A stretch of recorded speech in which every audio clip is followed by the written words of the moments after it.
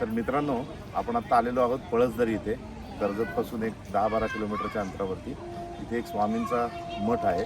तर आता आपण एक या मठामध्ये दर्शन घ्यायला चाललो आहोत. चला. मित्रांनो, जर तुम्ही मुंबई किंवा पुणे परिसरात असाल तर एक दिवसाचा छोटासा ट्रिप प्लॅन करून इथे नक्की या. रेल्वेने पळसदरी स्टेशनवर उतरून तुम्ही सहज मठापर्यंत पोहोचू शकता. हा मठ कर्जत खोपोली रस्त्यावर रेल्वे लगतच लागतो. तुम्ही तुमच्या स्वतःच्या गाडीने येणार असाल तर चौकपाटा मार्गे किंवा जुन्या मुंबई पुणे एक्सप्रेस हायवे मार्गे इथे येऊ शकता. हा आहे महाप्रसादाचा कक्ष.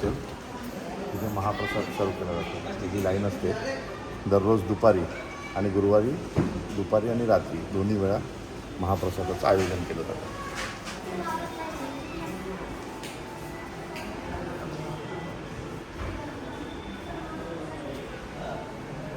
हे आहेत मठाधिपती तीर्थरूप दादा यांच्या संकल्पनेतून हा मठ उभा आहे. हे आहे मठाचं मुख्य प्रवेशद्वार आणि सभामंडप. इथे प्रवेश करताच एक शांत आणि प्रसन्न वातावरण वाटतं. हा मठ श्री दादा दरेकर यांनी बांधलेला आहे. श्री स्वामी समर्थांनी 11 दिवस येथे वास्तव्य केले होते. तिथेच 11 दिवसात हा मठ बांधून पूर्ण केला आहे. चला आता मठात दर्शनासाठी प्रवेश करूया.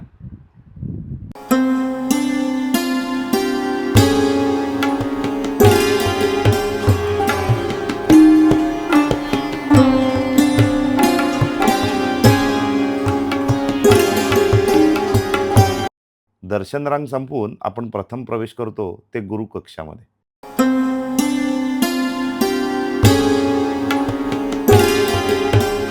हा आहे गुरुकक्ष.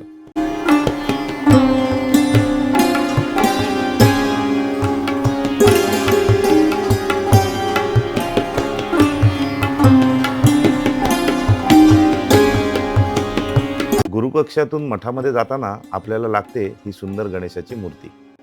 आम्ही पोचलो होतो मठाच्या मुख्य गाभाऱ्यात, जिथे स्वामी समर्थांचा चांदीचा मुखवटा होता. गाभाऱ्याच्या बाहेर येताच आपल्याला दिसते ही स्वामी समर्थांची उभी तेजस्वी मूर्ती. हे आहे महाराजांचं शेजघर. भक्ती परंपरेनुसार महाराज रात्री विश्रांतीसाठी इथे येतात अशी श्रद्धा आहे. दररोज रात्री महाराजांच्या निद्रेपूर्वी जी आरती केली जाते तिला शेज आरती म्हणतात.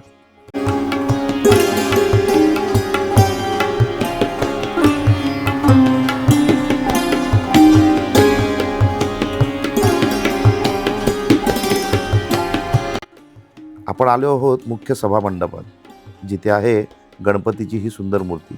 मूर्तीवर नागाने छत्र धरलेले आहे. या चौथऱ्यावरती सतरंज्या पसरवलेल्या आहेत आणि जपमाळ सुद्धा ठेवलेल्या होत्या. इथे आलेला प्रत्येक भाविक स्वामी समर्थांची एक तरी माळ जप करूनच उठतो. हा आहे देणगी काउंटर, जिथे आपण अन्नदानासाठी देणगी देऊ शकतो. आमच्या सरकारांनी एक अन्नदान केलं, त्याची पावती आणि त्याचं श्रीफळ मिळालेलं आहे. मंदिराच्या बाजूलाच म्हणजे मठाच्या बाजूलाच ही एक प्रशस्त जागा आहे. अतिशय मोकळी जागा आहे. चांगलं वाटलं. आणि ही वटवृक्षाची थीम त्यांनी बनवली. हे मला वाटत नाही की ओरिजिनल वटवृक्ष, पण अतिशय चांगलं बनवलेलं आहे. बसायला जागा. मागे आम्ही आलो होतो तेव्हा एवढं चांगलं नव्हतं. हे आता फार चांगलं केलं आहे. आणि इकडे टॉयलेटची सुविधासुद्धा अवेलेबल आहे जेंट्स आणि लेडीज. गुरुपौर्णिमेच्या वेळी वगैरे दर्शन रांगणांसाठी बनवलेली बॅरिकेड्स आहेत. बाकीच्या वेळेला फोल्ड करून टाकतात एवढी गर्दी होत असेल.